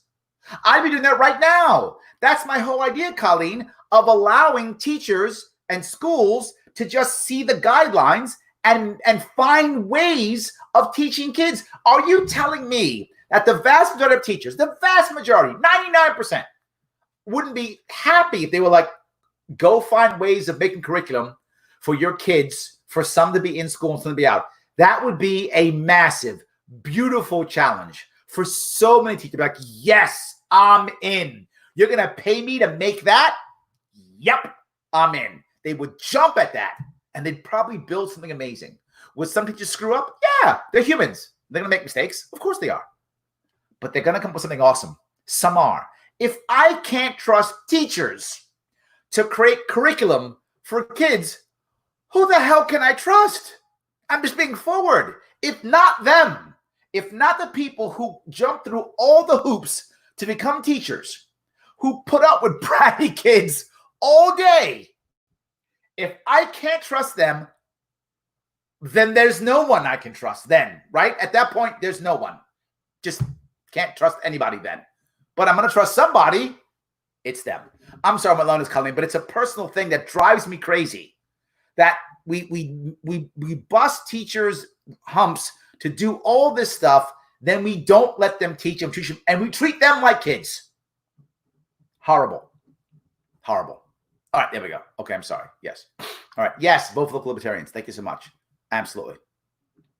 All right. because government has replaced community. Us ANCAPs and right libertarians have lost the imagination how some of these social programs can be done inside a community. It's a very good point, right? Oh, wow. Very good point. Let me jump on that. Thank you for bringing this up. It's been so long that we've been controlled by government. It's hard for many people to even imagine anything outside of it, right? When I hear many libertarians yell, abolish this, abolish that, abolish this, people get afraid, not because there isn't a way, but they can't imagine another way. You're totally right? Remember, at its core, government is two things: a monopoly and a massive jobs program. It's those two things. Always remember that whenever creating policy. If you remove the monopoly, what's there? Nothing. And they can't even imagine. That's like, oh my God. That's what you hear of so many people when you say, well, why do we have government schools? The first thing they think of is, oh, my kid will be an idiot. They can't imagine anything else. But COVID gives us the opportunity, doesn't it, to actually rethink education. Homeschooling, distance learning, combination, private school, all kind of ways that people can go, oh, my kid still could get educated if we did these other things. Oh, this can get our imagination going if we do it smart and show them the answer and don't just yell, now get rid of government schools. If we yell that now, they're already afraid. They already don't know how they're going to go back to work. They already don't have a job. They're already scared their kids in the home. They think their kid can't learn. And now we're going to yell, get rid of government schools? Think we're crazy. But instead, how about a plan to encourage homeschooling, to encourage ending school tax because we're not paying for those big buildings anymore? This is our time to do exactly that. Sadly, since you're right, we have to be more, we have to paint a picture, a possible picture for them. As people in the libertarian movement, you're totally correct. Because so many have lost their imagination to even imagine anything else out there, we have to paint a better picture of success. So they go, oh, yeah. Those of you remember when I was running for governor, our Constitution in New York State forces us to pay for grades 1 through 12. And I still came up with an idea to basically privatize the last 2 years of school. I remember it's my plan. That was my way of painting a picture of, wait a minute, we have a better way of doing things. And people liked it. Even teachers did. The unions, not so much. Teachers absolutely loved it. So thank you for that. You're completely right. Yes. Yes. All right. See if I can go a couple more.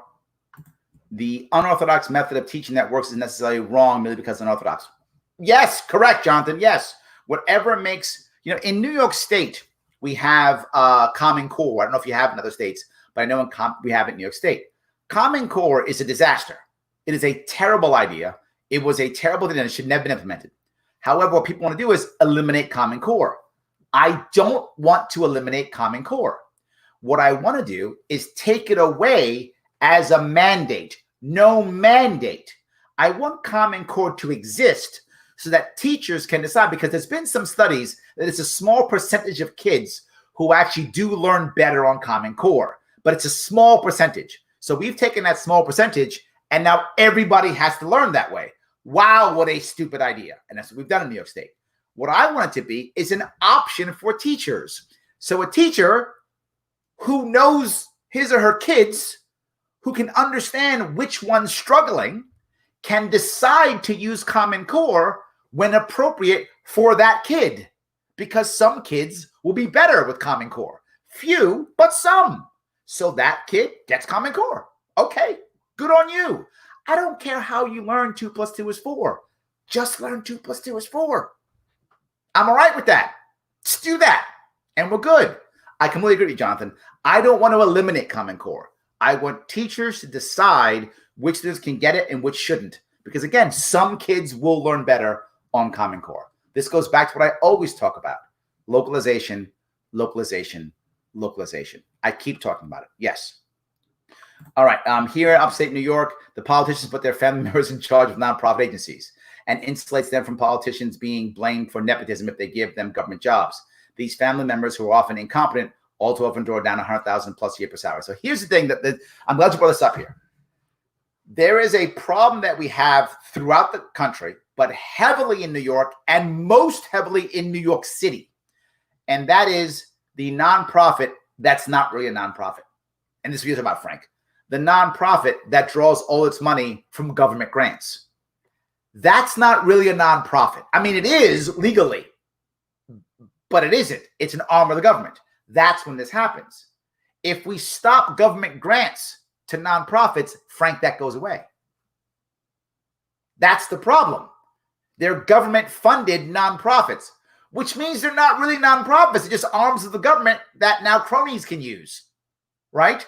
So if you end government giving money, you end government grants to nonprofits, that would force nonprofits to do what?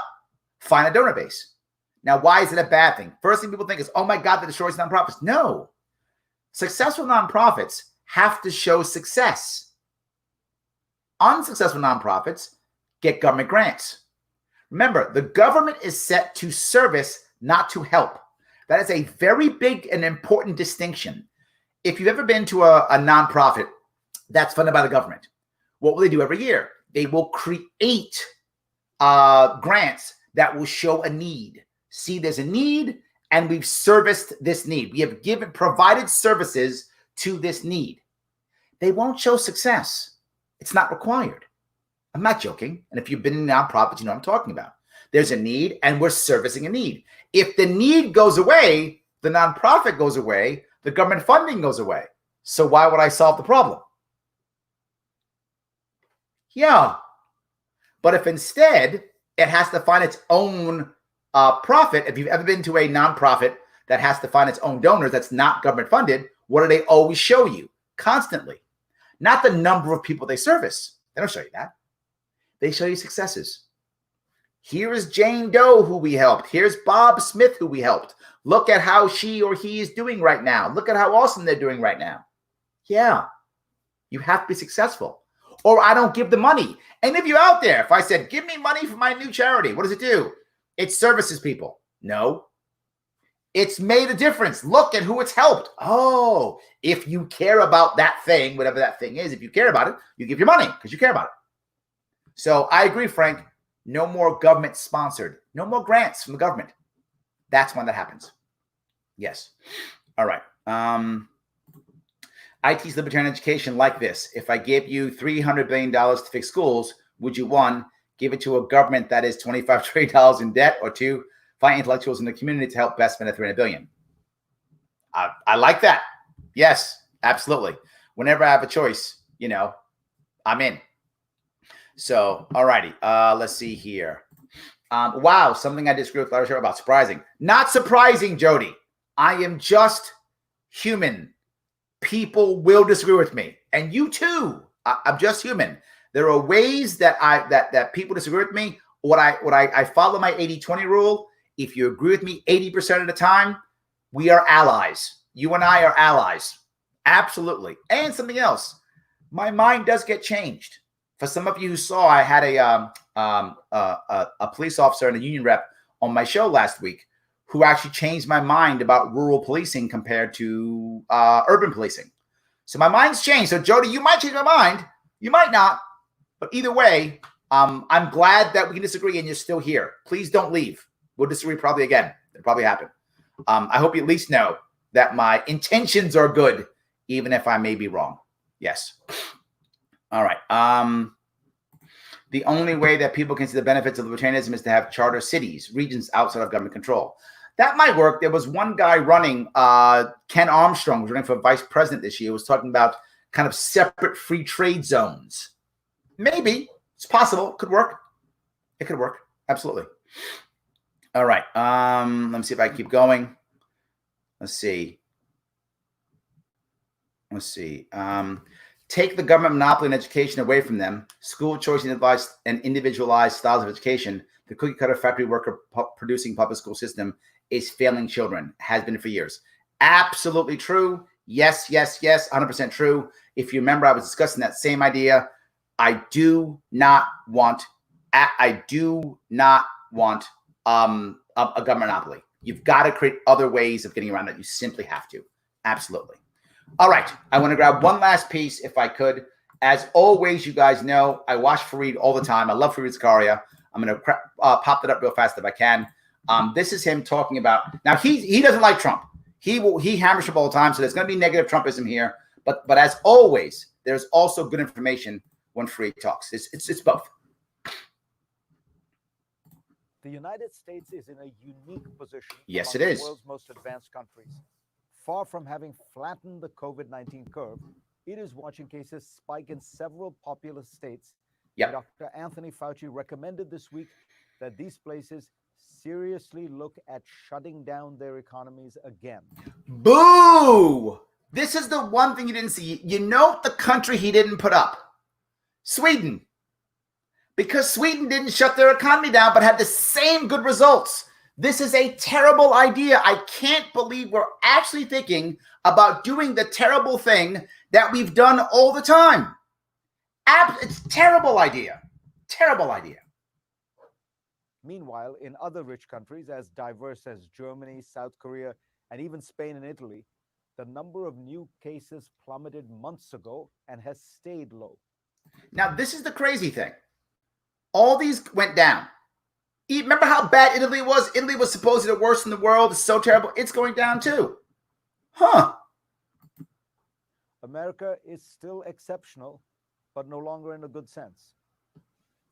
In order to understand why this is happening, let's start by examining Tell us why. America got right.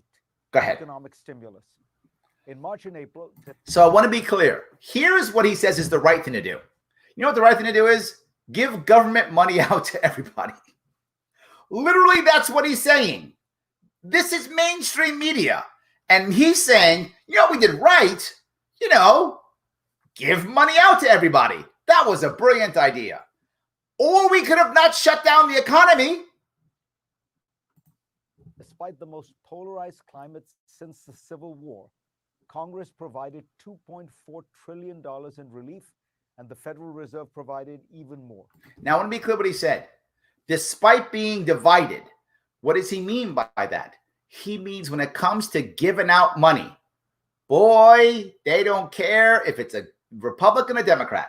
When it comes to debt, all good. The Fed, all of a sudden, we don't care about politics anymore because there's the reality. The rhetoric of the Democrats and Republicans is very different. The rhetoric is very different, but the actual governing and impact, the same.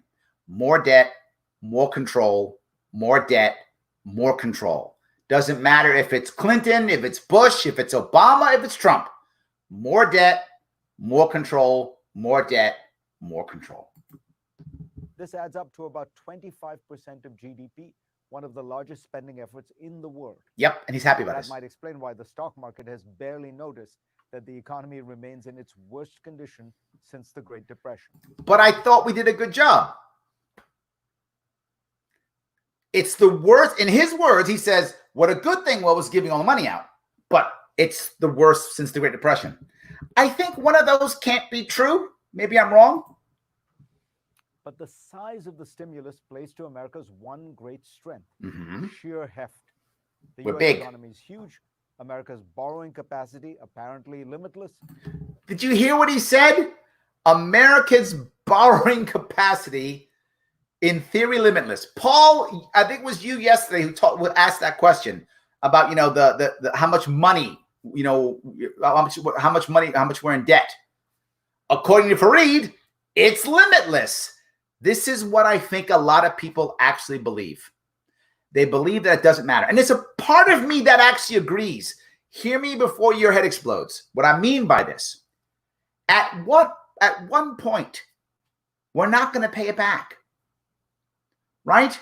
If all of a sudden, I don't know, at one point we get to, you know, $200 trillion, are we ever going to pay it back? No. So it might as well be 400 trillion. It might as well be 600 trillion. At one point, does it matter? And this is a theoretical question, but also because of how fast we're going and because a mainstream guy like Fareed is talking, do people believe it's just limitless? Do people actually believe that? The dollar for now supreme, The dollar for now supreme. Can you hear what he's saying? This is mainstream media, and he's worried. It's easy to write checks, or at least it should be. More on that later. But in every other sense, American government has failed.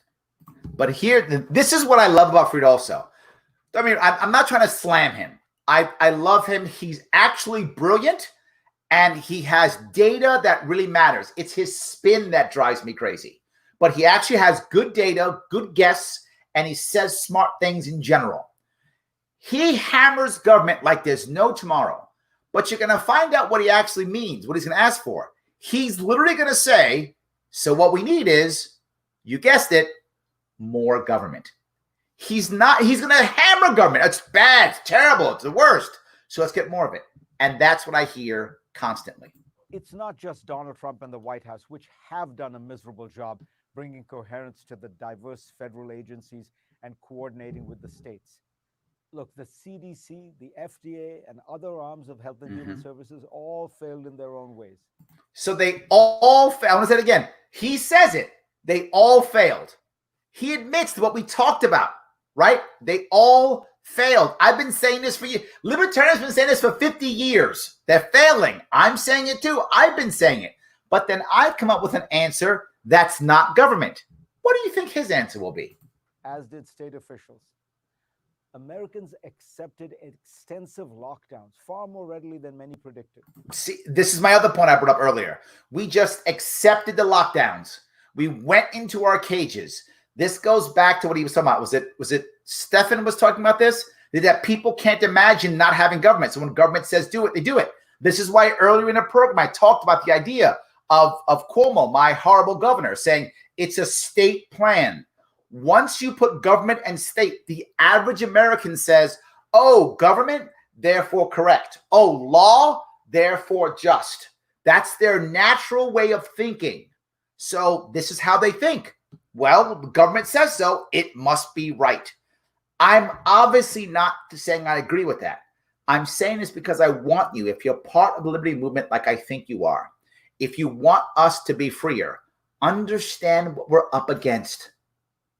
We are up against people who don't get it, who still think that, well, government says it, therefore it's okay. We have a lot of work to do. So, Dustin, get out there and do the work. This period of suffering was meant to buy time for the government to set up systems of testing, tracing, and isolation, so that once the lockdowns ended, people could return to some semblance of normal life. That's what I talked about earlier also. Normal life. People want to go back to normal life. They don't want stressed out stuff right now. It's scary. They're going to do terrible, horrible things. Yes. Let's close down the states that more people blowing their head. Yes. And that more people suffer. Jonathan, I wish you were wrong. I wish you were wrong, but you're right. As we shut down these states again, the amount of people who you gave them the hope and then took it away. I was going to get back and now I'm going away. Locking people up, feeling like they're lost, having no hope. Terrible. Having no hope is the worst. And that's when you blow your brains out. Yes, that's what happens. I completely agree.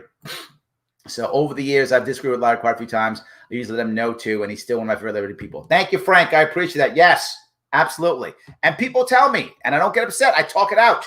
I talk it out because sometimes I'm wrong. Not that much, but sometimes I'm wrong.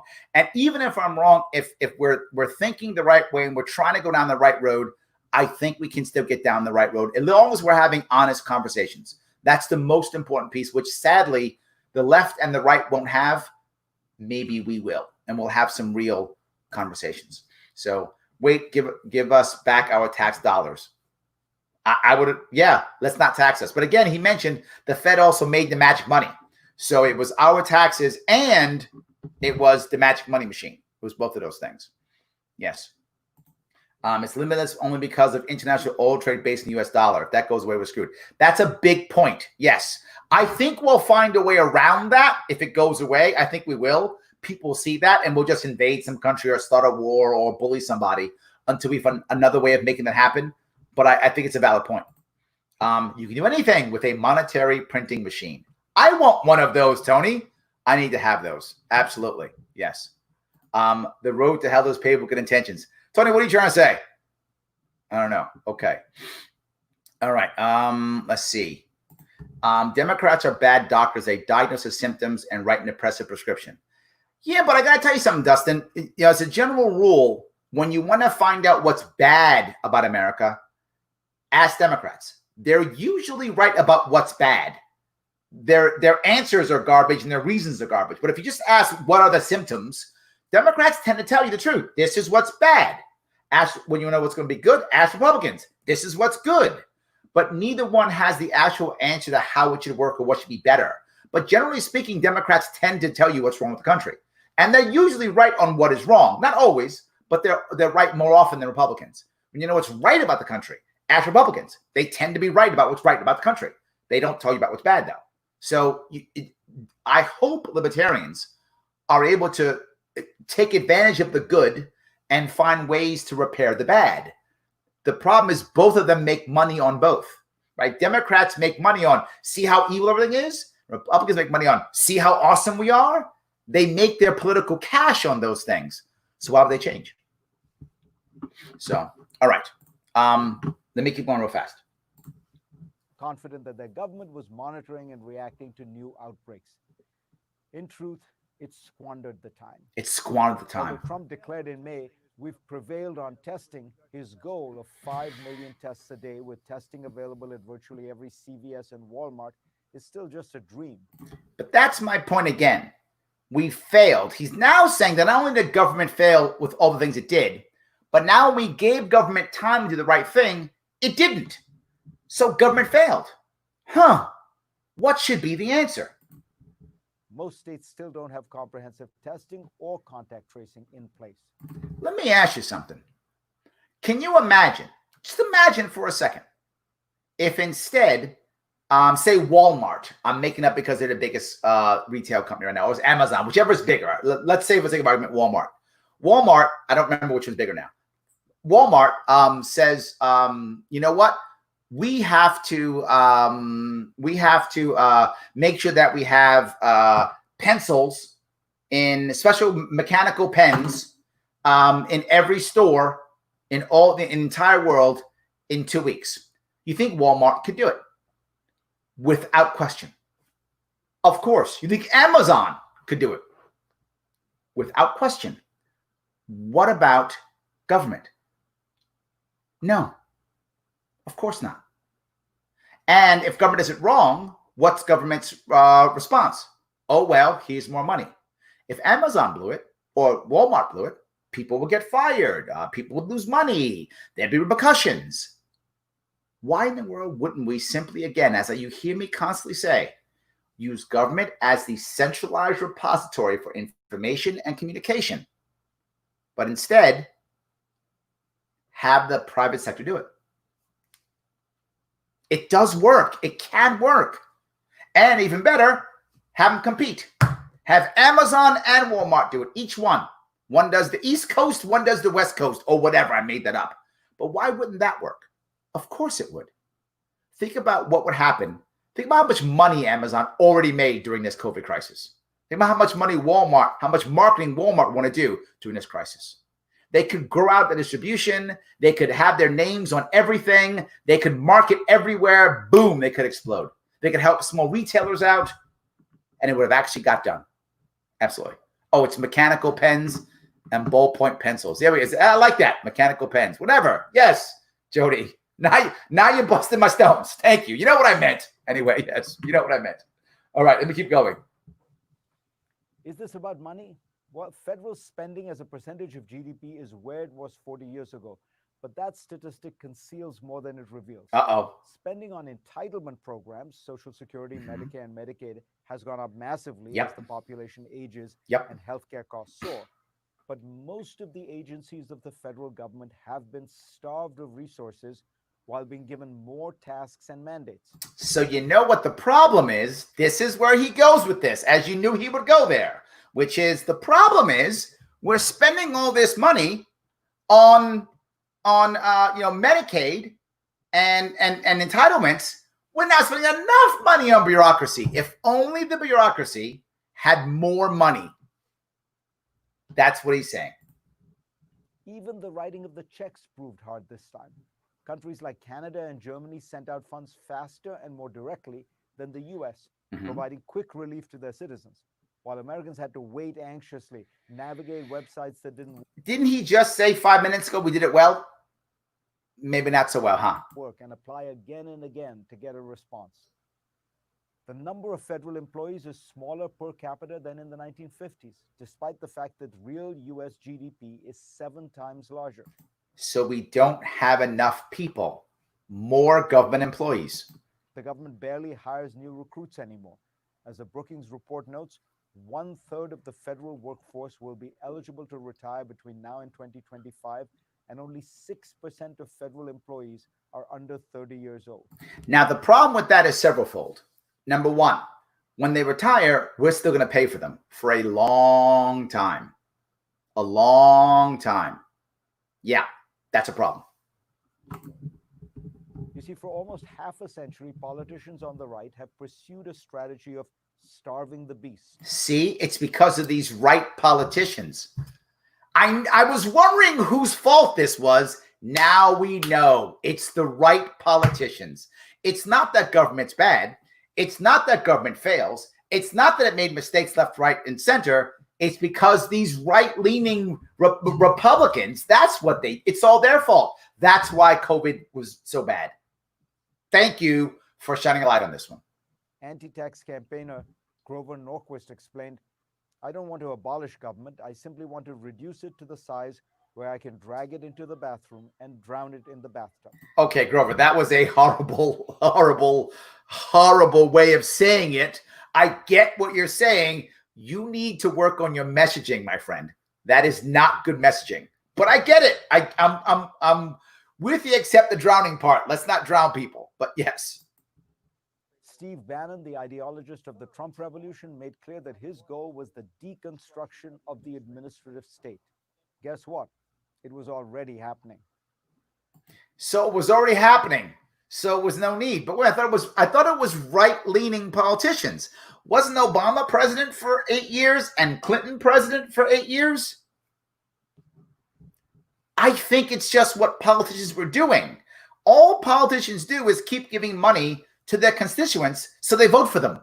It doesn't matter if they happen to be right-leaning or left-leaning. It's irrelevant. Winning the fight against COVID doesn't require a huge bureaucratic apparatus. It doesn't. You're right. Again, see, Fareed, I love how you walk right down to the libertarian road. You're like, yeah, government's bad. We need smaller government. Government fails. Then you take that hard left. God, you take the hard left. Like, I feel like you're right there with me. I got my arms out. I'm like, come on, Fareed, I'm here. I got you. I've got my hands out, and you just make that hard left turn every time. I feel like you and I have to sit down and have a drink, and maybe I can pull you to my side. Hong Kong, Singapore, Taiwan, and South Korea have relatively small governments measured by government spending as a share of GDP. On the other hand, Denmark, Norway, and Germany have also done very well, and they big have governments. relatively large states. Yes, they do. But in very all big of states. These cases, government bureaucracies are well funded, enjoy considerable. See, if they were just well funded, if we would just give government more money, I think $27 trillion in debt, nowhere near enough. Let's just give it more money. And then what I love about Fareed is this goes back to what we just talked about. Democrats do know how to discuss what the problems are. They tend to be good at that. Not all, but they tend to be good at saying, here are the problems. Okay, great. I'm with you. Those are the problems. Yes. Okay. Now let's fix them. Nope. More money. That's the answer. More money, more money, more money. Autonomy, are not burdened with excessive rules and mandates, and they recruit intelligent people. So he doesn't want government, we just said, to be burdened with regulation and mandates. But us, throw all of them at us like there's no tomorrow. I just to be clear what he said. He literally said for government to be better and efficient and effective, it shouldn't be burdened with regulations and mandates. His words, not mine. He said that. Yeah. And you know what else would work better without mandates and regulations? Society. Who are accorded respect for working in the public sector. So how about respect for working in the private sector? In the United States, we have a culture set by Ronald Reagan, who, as head of the federal bureaucracy, joked. The 9 most terrifying words in the English language are, I'm from the government and I'm here to help. COVID-19 should be a wake-up call. Yes, you're right. Again, see, he's coming to us. He's like, see, I'm almost there. But you know where he's going to go. America needs to rebuild its government capacity. Rebuild government capacity.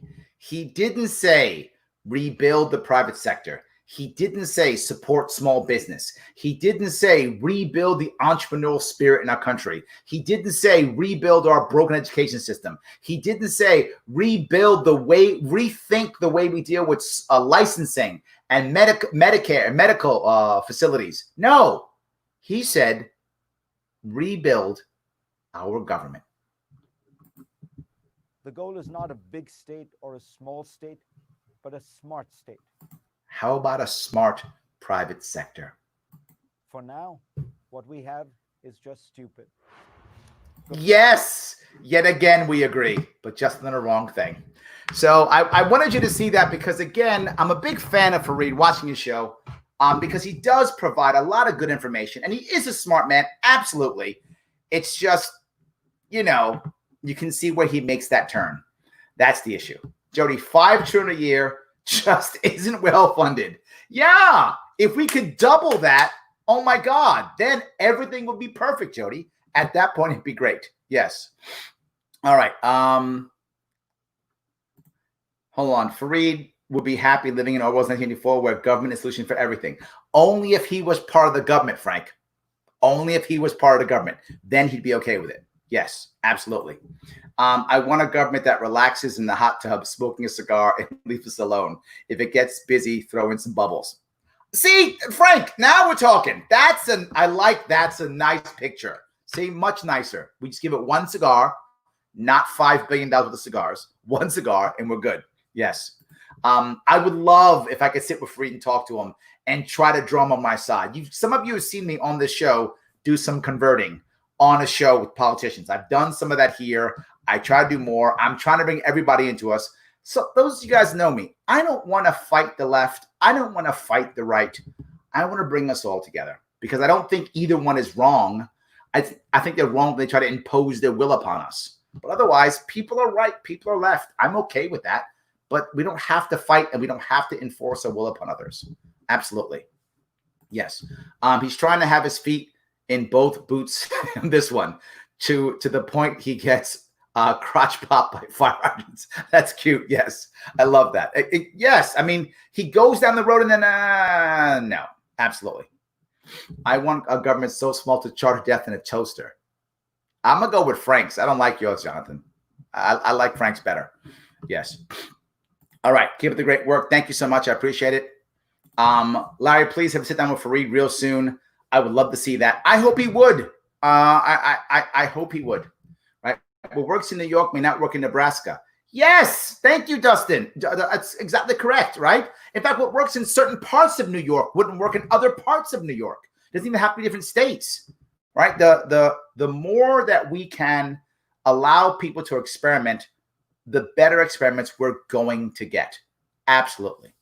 So, all right, guys, look, if you like what I'm talking about, then do me a favor. Follow me on Twitter. Go follow me now on Twitter. It does matter. Follow me on Facebook. It does matter. Follow me on YouTube. It does matter. I need people to see us, know that we're doing this always. And, of course, if you've got some extra cash, head over to patreon.com/SharpeWay.